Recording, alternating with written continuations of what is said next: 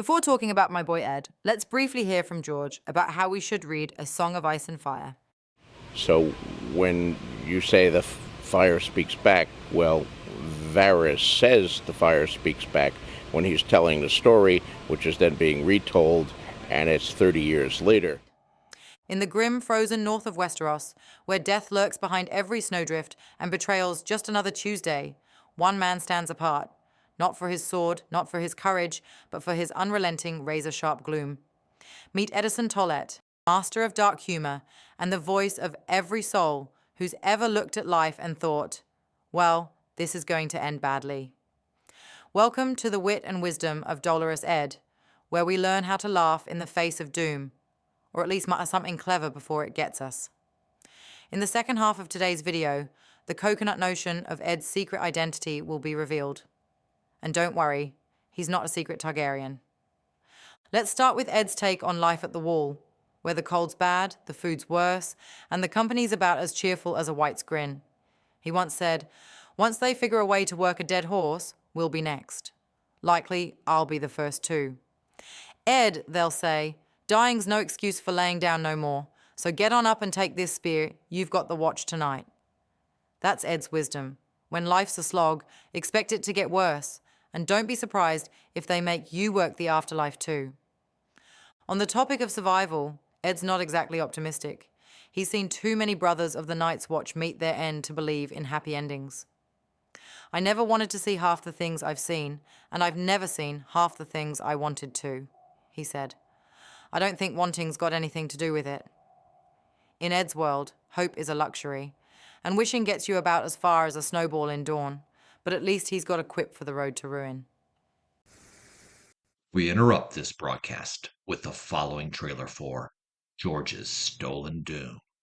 From the producers of The Stolen White Sword and the story of the Whitestone Army, straight out of Wias and Hickman's Dragonlance world, here comes part 2 of the George R.R. Martin is Just a Kinder series. We will travel to the Planetos Kryn to learn the origin of Lightbringer, plus look at the mountain who rides and the divine hammer iconology, with a focus on the cataclysms. Of course, more on the bright blade symbolism. From the shoulders of real giants, with an introduction to and interpretation of the greater continental drift theory, we try to answer if the Proto-Valyrians so much came to Starfall and Old Town as seafarers, or actually, did Old Town and Starfall come to Westeros, so to speak? Put differently, did the land mass with the fused black stone fortress of Old Town and its wormways, as well as the white stone of Starfall, drift to their current position on Planetos? Coming soon to the Septa Shaena YouTube channel, in coordination with the Qhorin is Definitely Hightower League, George's Stolen Doom. The pinned comment has a link to video 1, The Stolen White Sword. Now, back to your regularly scheduled programming. From A Clash of Kings, John 5, Ed is at Craster's Keep, musing on the afterlife with this gem. "The dead are likely dull fellows, full of tedious complaints. The ground's too cold. My gravestone should be larger. Why does he get more worms than I do?" Oh, Ed, you legend.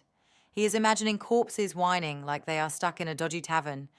Out on the Great Ranging, with wights and wildlings all around, Ed is just like, yeah, the dead are probably the worst company. Gallows humor at its finest. Next, from A Storm of Swords, John 10, Ed drops a deadpan classic about a brother named Wat. "I never win anything. The gods always smiled on Wat, though. When the wildlings knocked him off the Bridge of Skulls, somehow he landed in a nice deep pool of water. How lucky was that, missing all those rocks?" Gren asks if the fall saved Wat, and Ed hits back with, "No, he was dead already from that axe in his head. Still, it was pretty lucky, missing the rocks." I'm cackling. Ed takes an axe to the skull death and turns it into a sarcastic riff on luck. Grim, absurd, and pure Ed.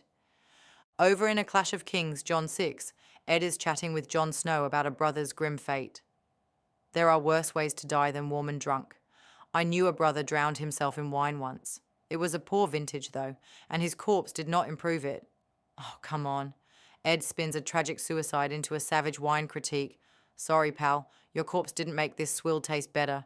He's more upset about the bad booze than the death itself. That's Ed, serving snark with a side of gloom. From A Dance with Dragons, John 7, Ed is in Castle Black's wormways, throwing shade at books. My old Septon used to say that books are dead men talking. Dead men should keep quiet, is what I say. No one wants to hear a dead man's yabber. Savage. Ed is not just dissing books. He's telling dead guys to zip it. John's trying to talk about Sam, and Ed is like, dead voices? Hard pass. It's a sharp, cynical jab that screams, Ed is gloomy charm. Finally, from A Storm of Swords, Samwell 5, Ed is at Castle Black during a tense chat with Stannis. The king says, I know your history, Sir Dennis. I give you my word I shall not ask you to lift your swords against any of the rebels and usurpers who plague me. I do expect that you will continue to defend the wall as you always have. Cotter Pike declares, We'll defend the wall to the last man. And Ed, in that perfect resigned tone, mutters, Probably me. Oh, Ed, you gloomy genius. While everyone's playing tough, he's just assuming he'll be the last one standing, and not in a cool way. It's peak Dolorous Ed, embracing his doomed fate with a shrug and a smirk.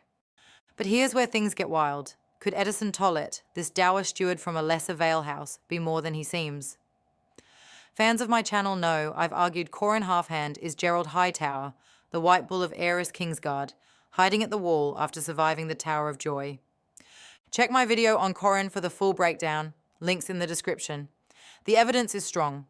Qhorin's maimed hand, his lordly presence, his silver white hair, and Ned Stark's fever dream, where the Kingsguard's faces burn clear, even now, hinting they didn't die in dawn. But what if Qhorin isn't the only Kingsguard at the wall? What if Eddison Tollett is Ser Oswell Whent, another of the 3 knights from that fateful tower? It's a stretch, I'll admit, not nearly as ironclad as Qhorin being Hightower, but hear me out. There's a conspiracy vibe at the wall, a sense that the Tower of Joy's survivors might be guarding secrets in the far north.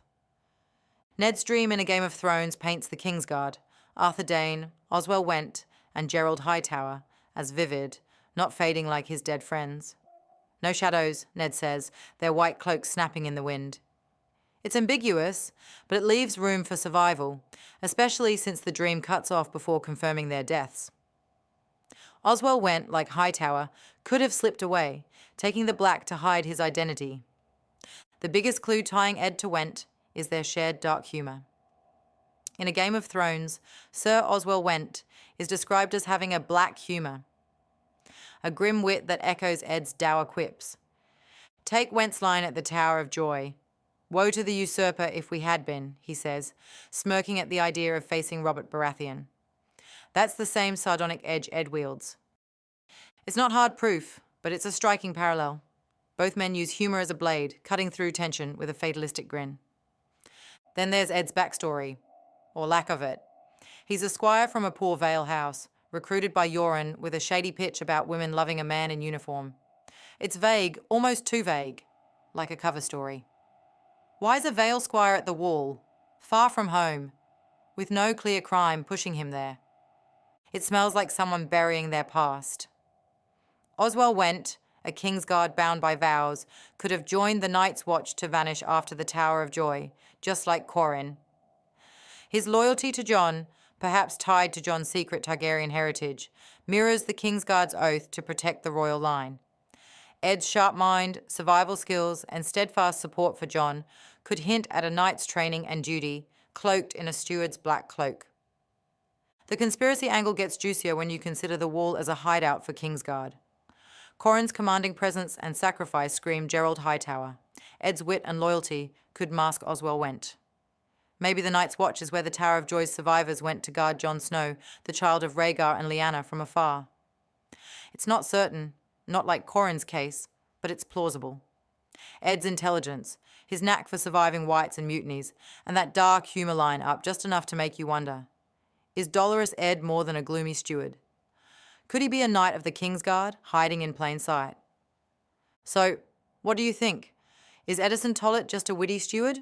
Or could he be Oswell Whent, carrying the weight of a secret oath? Drop your thoughts below. Am I onto something, or am I lost in the haunted forest? Give a thumbs up if you're buying this Tower of Joy conspiracy, and check out my Qhorin video for more on the Kingsguard at the Wall. From the Shoulders of Giants for Septa Productions.